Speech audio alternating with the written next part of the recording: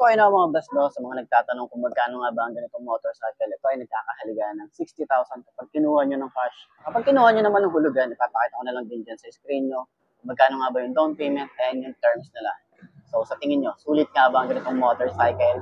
At pwede nyo rin i-share yung mga naging experience nyo, lalo na dun sa mga nakabili na ng ganitong motorcycle para at least merong idea yung mga gustong bumili ng ganitong motorcycle. Okay? So, nice. No, sa lahat ng mga nagtatanong magkano nga ba ang ganitong motorcycle, ito ay nagkakahalaga ng 96,900. So, sulit na yun para dito sa motorcycle na to, 150cc Honda motorcycle. So, approve na approve yan. So, sa tingin nyo, sulit nga ba ang presyo niya? Comment nyo naman yun sa baba para at least malaman ko kung ano yung mga hinanahin nyo or yung comment nyo rito. Share nyo dyan sa baba or sa comment section. And yung installment nila, nakita nyo naman na sa screen nyo. And so, sa lahat ng mga nakagamit na ganitong motorcycle, baka pwede nyo i-share dyan sa comment section. Ano nga ba yung mga naging experience nyo sa motorcycle na to? Para at least ma-share natin sa iba. Ayos yan, di ba?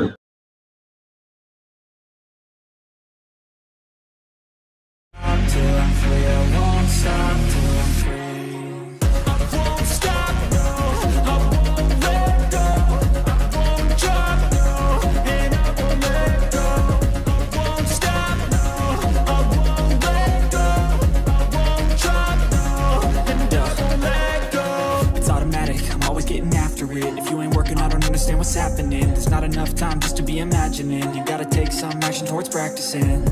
I know it's not easy, but you... So yun na nga, sakyan natin itong MX-150XR ng microbike. So aking height ay 5'2". So tingnan natin kung abot natin. So ayan. Okay. Tatayo natin. Yun oh. So sobrang tingkaya tayo rito pero napakagaan. Napakagaan ng kanyang weight, no, itong motorcycle na to. Ayan.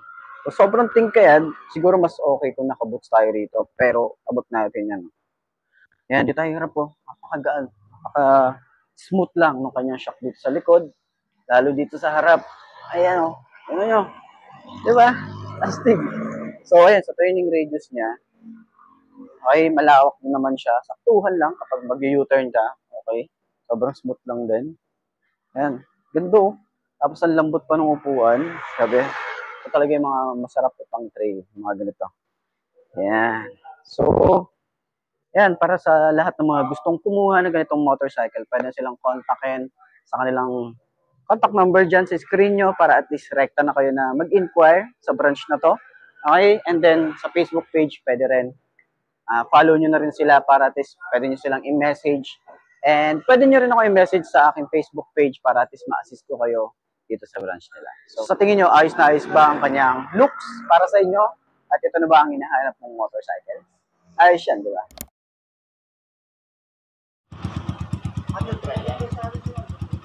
Yung kayo,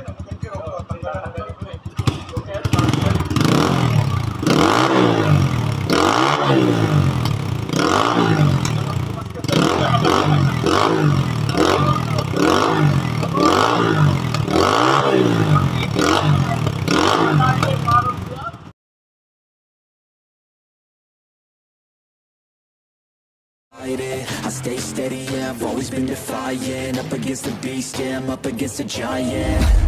But now I'm gunning for their heads, and I will die with no regrets. This needs to come to an end, I'm seeing all red.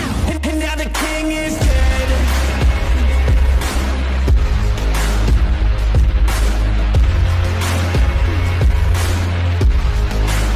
And now the king is dead.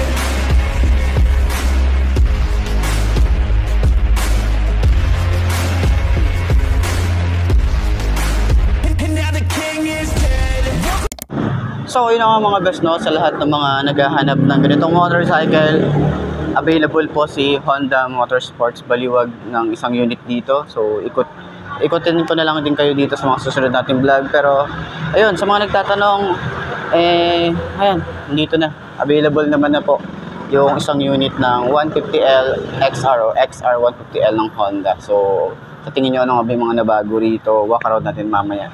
And bike fit natin. So 5 to ang ating height. Syempre hindi naman natin abot talaga to, pero try natin upuan kung ano ba yung pakiramdam ng nakasakay dito. Okay, so try natin sakyan kung abot ba natin. So ganyan siya, ayan, ganyan ang itsura niya. Yan ang itsura niya kapag, or ganito yung itsura natin sa 5.2. Hindi natin masyadong abot, sobrang tingkay sa kabila, hindi natin makakatayo to, pero at least ganito yung itsura natin, diba, pag nagra-rides tayo. So yung turning radius niya is malawak din naman, oh. Diba? Ayan, 150cc.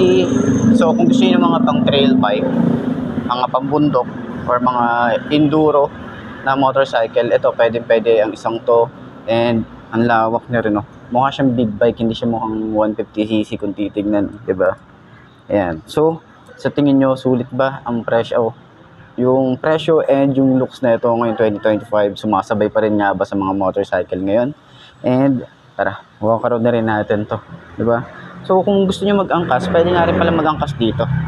Tapos yung upuan niya sobrang lambot, kaya kung magte-trail kayo, goods din, hindi masyadong masakit sa puwet, diba? Hindi siya yung matigas na upuan, so sobrang lambot ng upuan niya. Yun yung nagustuhan natin dito. And then malaki din yung gas tank niya, so malayo din yung mararating natin dito bago tayo magpagas.